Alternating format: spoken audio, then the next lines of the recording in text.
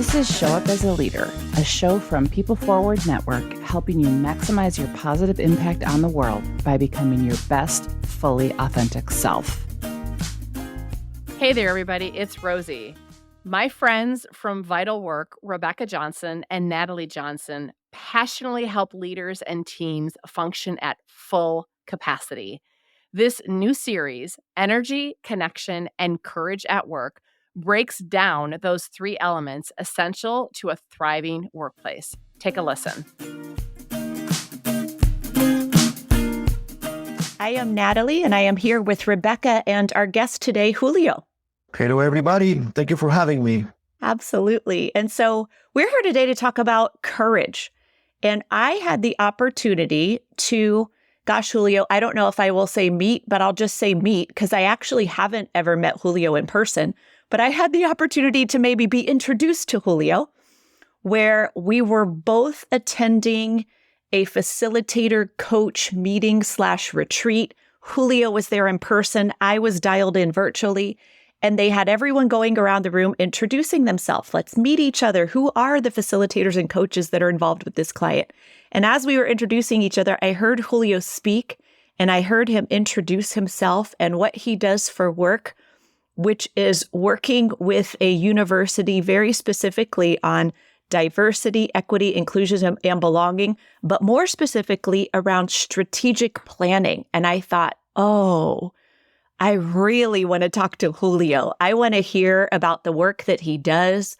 I want to explore how he does it, and I want to learn more about him. So I requested an introduction, and from there, we've been able to begin to bring Julio into our process here at Vital Work. And so I'm going to go ahead and just hand it over to Rebecca, who's going to introduce Julio a little bit more formally.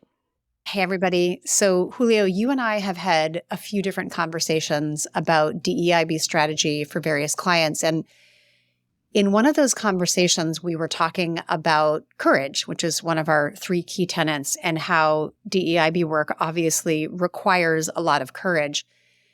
And when we were talking about what we might explore on this podcast, you shared something so unique, and it wasn't something that I had ever put in language around, but it had to do with how different people with different identities will have different instincts about what to do and how to show up in the workplace, and how navigating those instincts requires courage. And that's all I'm going to say, because I want to turn it over to you. Maybe you could take it from there. So yes, so this story of courage is an interesting one, and I think it's interesting because when we think about courage, so how the word begins, like it's related to the word core, like the Latin word core, which means heart, and it's about your emotions, controlling your emotions, a lot of like self-control, and so. That's kind of the way we use the word in English, like courage. In other languages, for instance, Spanish, we use the word coraje that can mean also bravery, and at the same time, it can mean also that you're a little like you're there to go probably a little beyond. In English, it's mostly a very positive word, and it's related to that, to bravery, to be able to go above and beyond, and to take perhaps projects or initiatives that can be challenging, right? So the story that I have is about one of the different strategies that we use in this case to create evaluation teams and hiring teams that are fair. So that's our goal, fairness in hiring and evaluation. And so one of the things we were trying to discourage people to do was to have the meeting after the meeting. So you are in a meeting, people don't feel comfortable to talk. And so what happens is there's silence, and somebody says, well, it seems that everybody agrees, the meeting is over. And then there's a meeting after the meeting, perhaps people who have more or less power, but usually power, have more power, they meet, they make a decision, and then the decision is communicated via email. And so in reality, the meeting didn't do much. So we were discouraging people to do that. We're saying, well, if there is a decision should be made within the meeting, we need to make sure that everybody feels safe to talk, that there are different strategies for people to be able to speak their minds.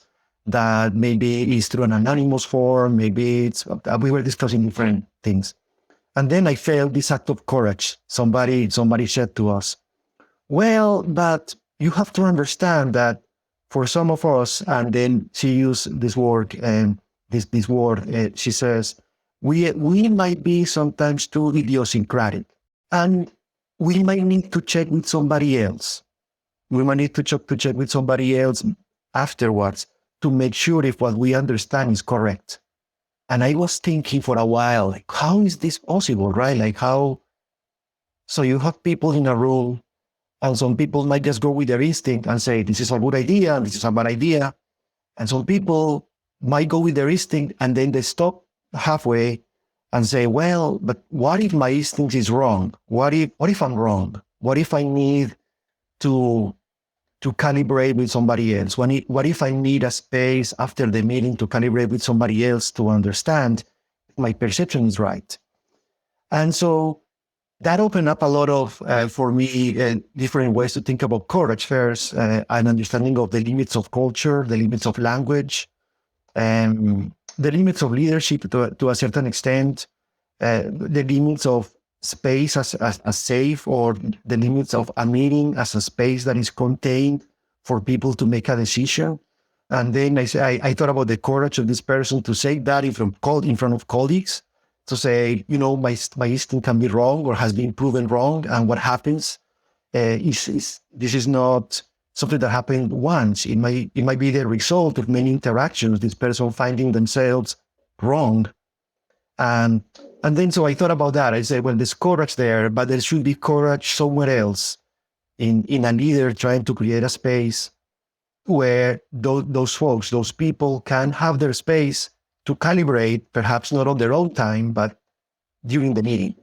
Julio, I want to say back what I think I heard, and correct me if I got this wrong, but I think what you're saying is that we're often encouraging people as an act of courage to just say it, just speak up, speak your truth in the meeting.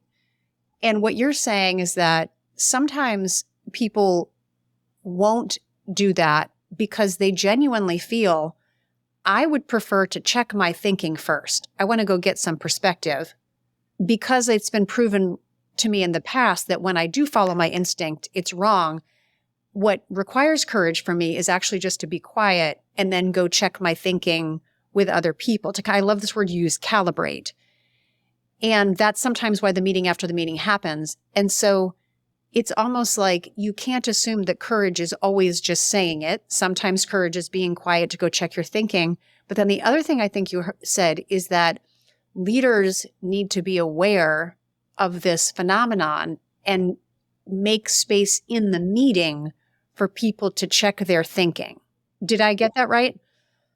That is correct. So I thought it was courageous for this person to say that, to take a pause, to take a moment to pause, or to recognize one's limits or one's, it's not something that is very common, right? To say, I need a space. I need a space after the meeting because that's when folks from, certain identities, different environments, different cultures check to see, this is what I hear. Am I right? So I thought that was courageous. And then, there's courage too in a space where sometimes you are on kind of the backseat, hearing people talk and follow their instincts. And you know that there's something you want to say, but you don't understand that very well. You're trying to understand what the real issue is and how that affects you. And then so you need the space to calibrate. And you're right. Sometimes as leaders, it will take courage to stop the meeting at a certain point and say, okay, let's get in small groups. In these small groups, let's go over what I said. Let's calibrate. Let's look for solutions. Let's ask for answers or how we can, if the information is correct, if what I'm presenting makes sense, if everybody understood what the same thing. I don't think we do much of that, but what that makes is that one is encouraging the meeting after the meeting to happen, and some folks might follow their instinct and they don't need that meeting, whereas others need that meeting. And so there's energy, there's time that goes into creating the space and getting together and debriefing, right? What happened. Julio, first I should say, I didn't know that your story was going to relate to onboarding and a hiring process. I knew a little bit about the story you were going to share, but I didn't know that. And this whole process of finding people and onboarding and hiring is so fascinating to me. I love learning and talking about it. And so I have two questions for you. And I think the first one really is just a continuation of what Rebecca asked, which is around this calibration. And I think what I hear you saying is, let's avoid having the meeting after the meeting. Let's have people take some space and time to think about it. And then let's have some conversations where we're able to calibrate. And so when people are calibrating and checking in on their thinking, is that a process where people are saying out loud, this is what I'm thinking and perceiving about this individual? Does that sound right to you? And are they saying that to other people on the hiring team, or are they stepping outside the hiring team and checking in with maybe a person who's not involved with the hiring to just get an outside perspective? Well, I think that's an even more courageous thing to do, right? Like if as a leader if you are going to hire, or if you're evaluating somebody for a promotion, or and so you're kind of asking for feedback. And I think in the case of what we were trying to do is, fairness. And so fairness in hiring and evaluating. And when I say evaluating, so when we are referring in the institution that I work, we are referring mostly to the process of promotion. So promotion and what we call in academia, so tenure. The issue is that power is interesting. So if you have a group that has very different power, right? Like you have somebody with different hierarchies, more institutional knowledge. The person perhaps has a field that's very visible in a field, or the person has a personality that is very strong, right? Like there's a person who's very strong personality, and so they take more space, right? Like people used to take more space, and that happens. It's normal. Others are waiting to hear what the person is saying. So we were trying to encourage the team to create norms that lead the conversation, to create norms in the group that say, okay, this is how we're going to vote. This is how we're going to evaluate. This is what we're going to say, but about a candidate, this is the information we're going to share. This is the criteria. We're going to always use the criteria for any questions we have. What if there's a off topic, like somebody tweeted something 20 years ago, 10 years ago, or somebody, what do you do with that kind of information? So information that is probably extraneous or outside of the dossier that the person submitted. So it was in that context that we were saying, well, we should create a space for everybody to feel safe to talk, to feel safe to express an opinion. So what community norms do we have to create ourselves for people to express their opinions? And so when the person said, that's what we said, the meeting after the meeting, right? Like the meeting after the meeting shouldn't happen. Everything should happen within the context of the meeting. And the person came with this curveball and said, hold on, but if you take the meeting after the meeting, what is going to happen to folks who might need more time and more time to deliver it with somebody else, to understand what's happening, to understand if what is being proposed, if what is being said makes sense? Because when one comes from a different culture, one might judge things in a different way. Somebody might seem very quiet for some people, and they might say, well, I don't know, this person is the right choice. This person seems to be very quiet. For some people, they might say, wow, this person is very quiet. It seems that the person pays attention. So the loud voice can say, well, this quiet person is not good for the team. The other person might say, actually, that's the person we need. But you might not feel safe to say that. You might feel the only one. It happens a lot that in situations, there are people who are just the only one. And those people need time to think about issues. And instead of making that space outside, what it would take to create the space inside So you stop the meeting, you create small groups, small teams, people talk about what happened, maybe some debriefing questions, and then they start the process that you said, Natalie. This is what I understood. Is that correct? This is the questions I have. This is my perception. And sometimes that can create a little bit of an anonymity. If you are working in a small group, it's not you saying that, it's the small group saying this. This is what my group reflected on. This is our highlights. And that sense of anonymity sometimes might help people to ease up a little bit and share more.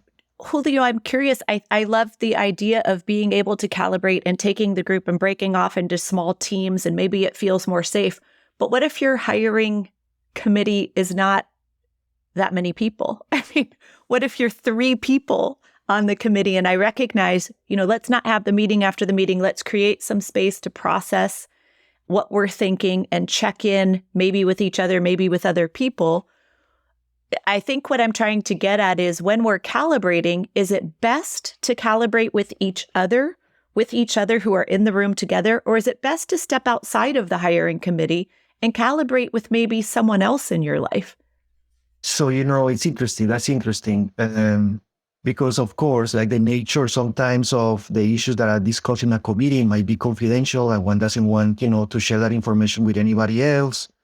So it should happen within. So when you have a small team of 3 people, of course, it's easier for this process to happen.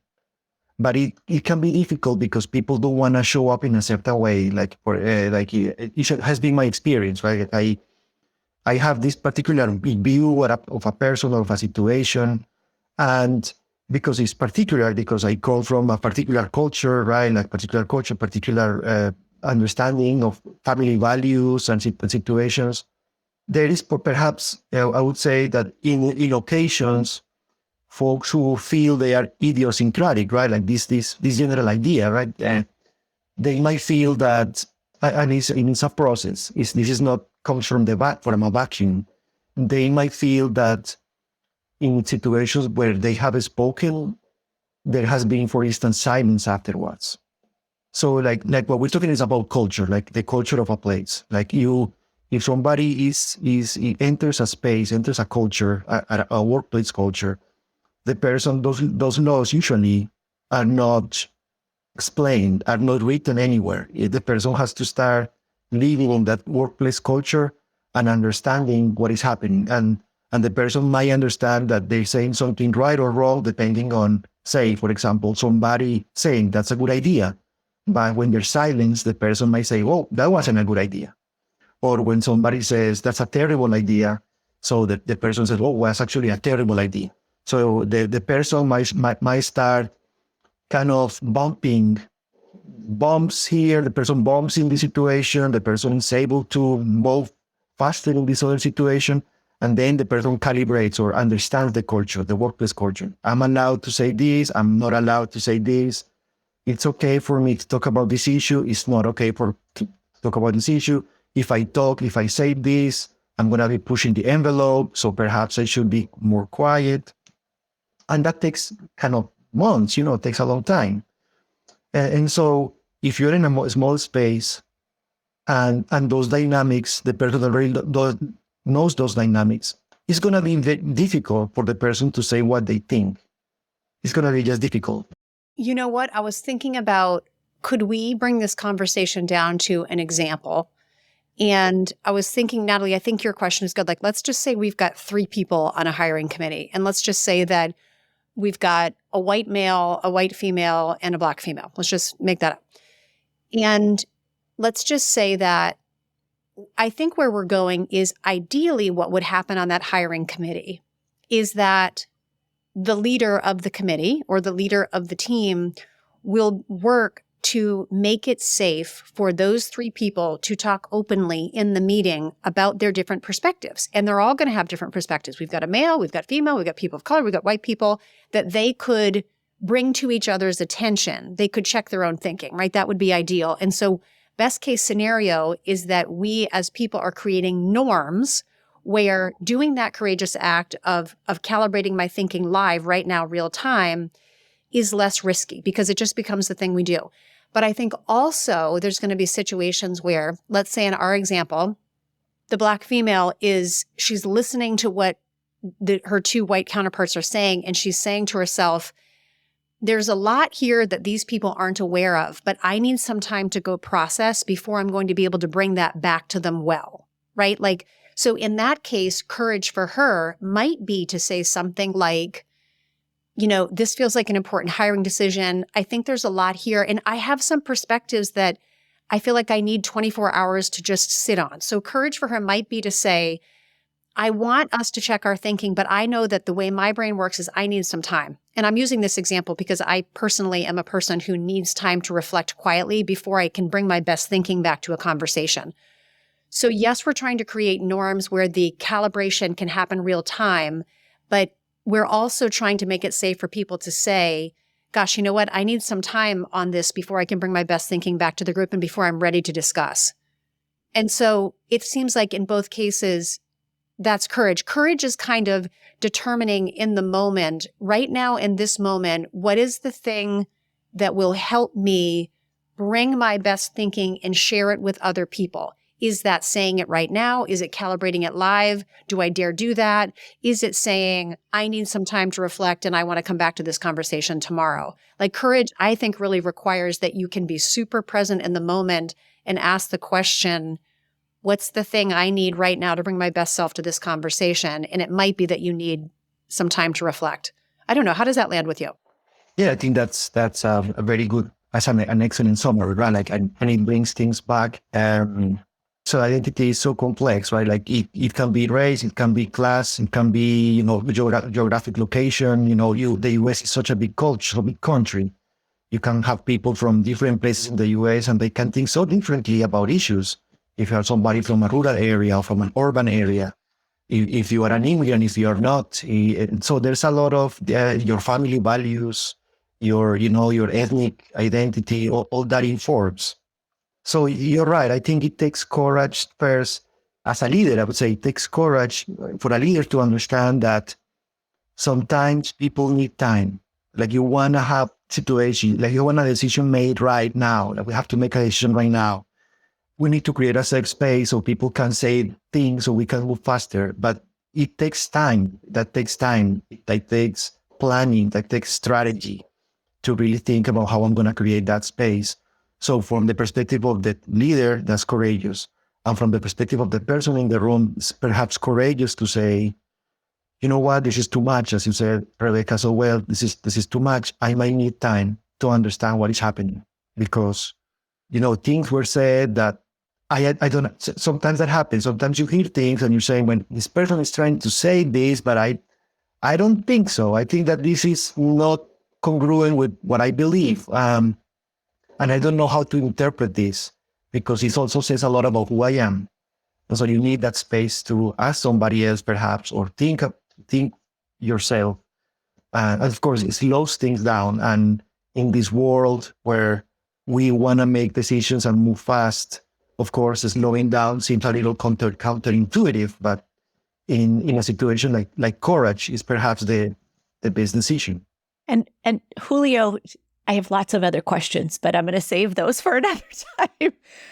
One of the things that we really try to do with our podcast is leave people with what we call is the one big thing that they could do. And so if we have people in our audience that are really wanting to lean into being more courageous in the way that they're onboarding and interviewing and hiring people and really leaning into making sure that they're being fair and open around diversity and DEIB, what is one thing that you recommend people could do that would begin that journey for them? So yeah, I think a lot about, personally, so I think a lot about meetings, what happens in a meeting. I think a lot about a meeting. So every time I'm in a meeting, I'm thinking about who's talking, who's not talking, who's taking the lead, who's seconding somebody else. So somebody's in a meeting and the person says something and even if in the middle of the phrase, somebody else is already agreeing. So the idea hasn't been already uttered,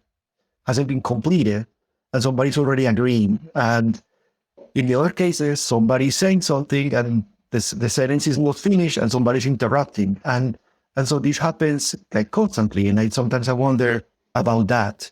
And I would say just to me as a person, right? Like as a person who's also in the workforce and who's been in a lot of meetings, yeah, all kinds of different meetings for all kinds of different purposes.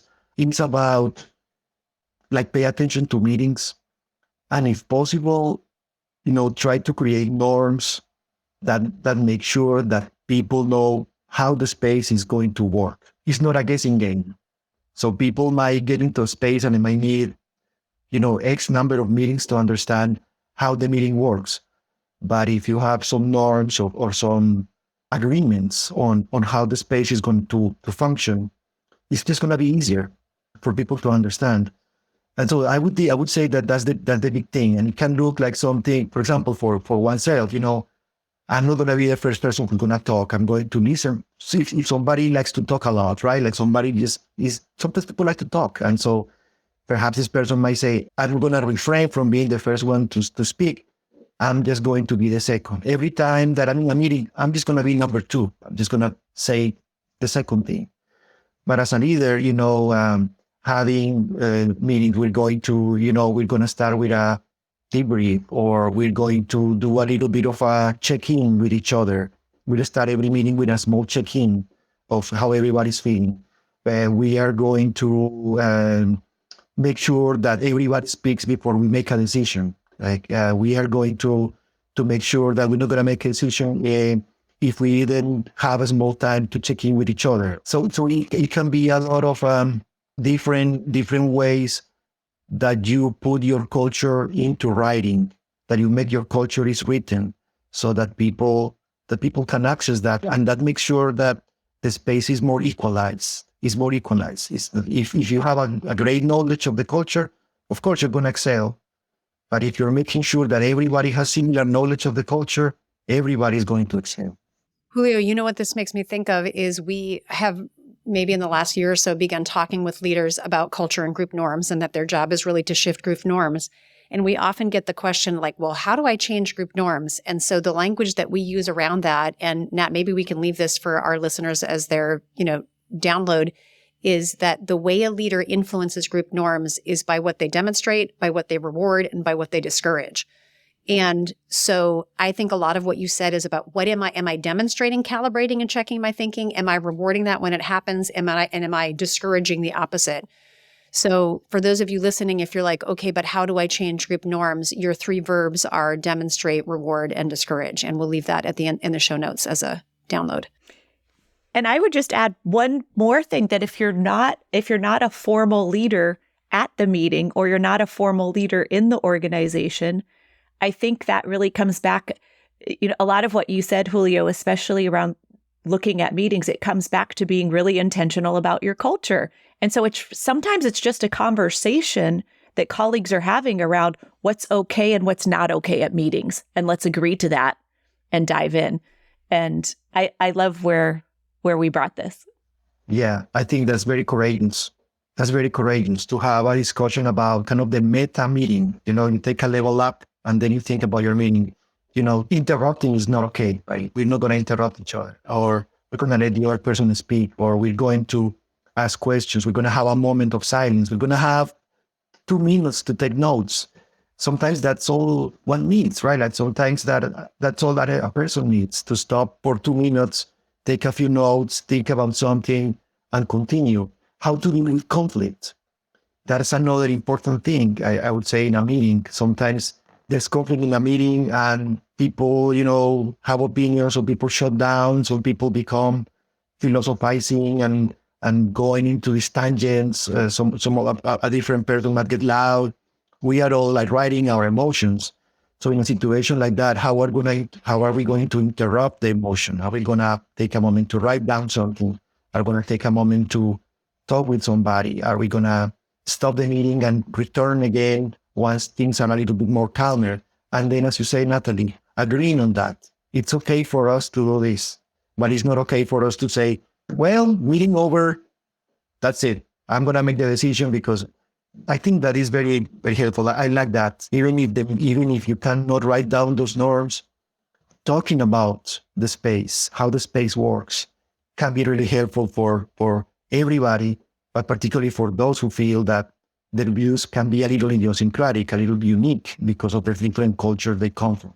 Julio, this has been a great conversation. I think Natalie and I both feel like we could talk about it at length and in many different ways, but we're going to wrap by turning us to something that actually might require courage, but is a little bit less hard and a little bit less important, which we call we call it something different every podcast, but it's like a little thing. So each of us share a little thing about ourselves that most people don't know or would be surprised to learn.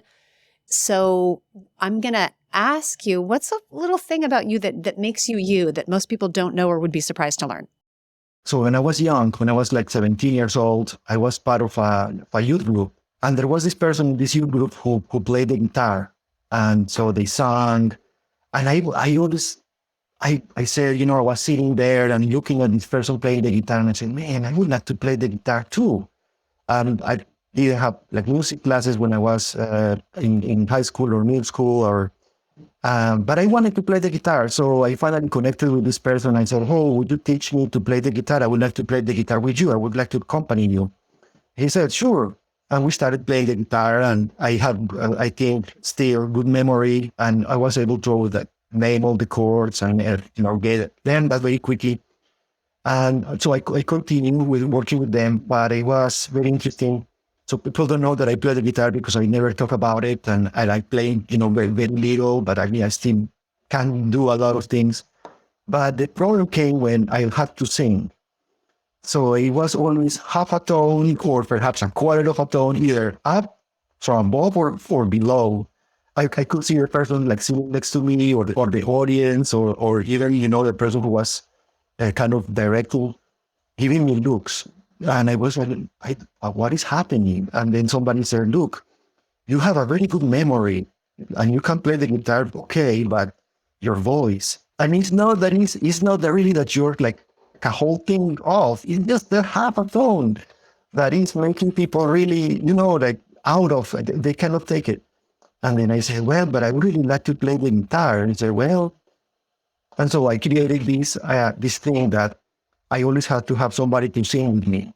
Like I couldn't sing, but I can play. So always finding the person, always trying to follow what the person likes. Is it like this, it's A, or is C? What do you need?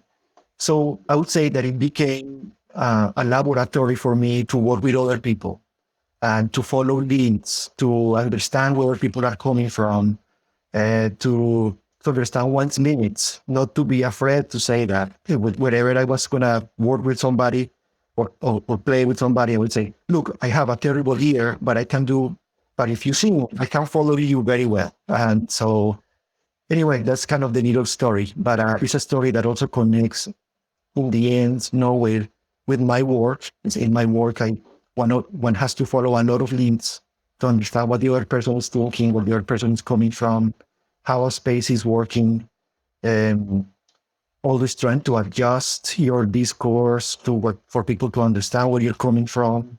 And so that the message that one brings is understandable and it's accepted by others. So yeah, that's my little story. Frustrated guitar player. Love it. So would this be a good time for you to take us out with a song, Julio? Oh, no. You know what? That would discourage the audience from yes. So good. Now, don't try to get out of your one little thing by sending Julio off in the close. What's your one thing for today? I've been making a list of all my one things and they're all kind of long. So I'll go with the quickest one.